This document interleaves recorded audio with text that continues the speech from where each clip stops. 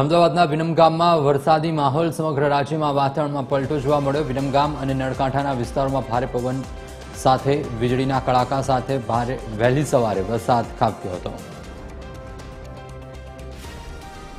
આ અંગે વધુ વિગત સાથે સંવાદદાતા સંજય દવે અમારી સાથે જોડાઈ ચૂક્યા છે। સંજય, શું વધુ વિગત પ્રાપ્ત થઈ રહી છે? એક બાજુ હવામાન વિભાગે આગાહી તો વ્યક્ત કરી જ હતી કે આવનારા 4 થી 5 દિવસ વાતાવરણની અંદર પલટો જોવા મળશે, અલગ અલગ જિલ્લાઓમાં વરસાદ પણ થઈ શકે છે, પરંતુ અમદાવાદમાં સવારથી જ માહોલ ક્યાંક અલગ જોવા મળી રહ્યો હતો। સવારથી જ માહોલ બદલાયેલો છે, શું વધુ વિગત?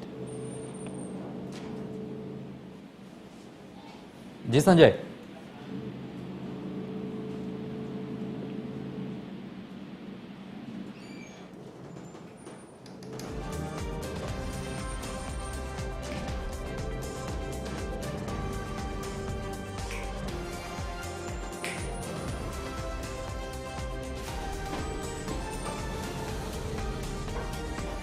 તો વિરમગામ અને નળકાંઠાના વિસ્તારમાં ભારે પવન સાથે વીજળીના કડાકા સાથે વહેલી સવારે વરસાદ ખાબક્યો।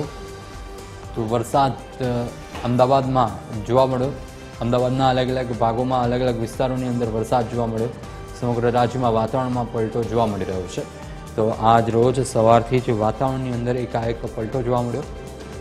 હવામાન વિભાગની આગાહી અનુસાર વરસાદ ખાબક્યો। આ અંગે વધુ વિગત સાથે સંવાદદાતા સંજય અમારી સાથે જોડાઈ ચૂક્યા છે। સંજય, અમદાવાદમાં વરસાદ વરસ્યો છે, રાજ્યની અંદર વાતાવરણમાં પલટો આવ્યો છે, શું વધુ વિગત? બિલકુલ પાર્થ, જે રીતે વાત કરવામાં આવે તો રાજ્યમાં હવામાન વિભાગ દ્વારા આગામી 3 દિવસ ગુજરાતમાં કમોસમી વરસાદની આગાહી કરવામાં આવી હતી, જેને લઈને વહેલી સવારથી જ આખું વાતાવરણ જોવા મળી રહ્યું છે।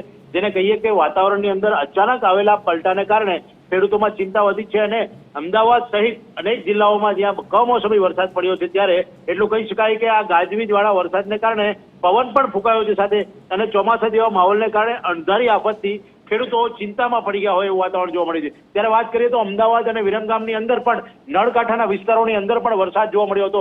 વહેલી સવારથી આવેલા આ વાતાવરણની અંદર વરસાદ પડતા ખેડૂતોમાં ભારે ચિંતાનું મોજું ફરી વળ્યું છે। જી બિલકુલ સંજય, સમગ્ર માહિતી બદલ આપનો આભાર।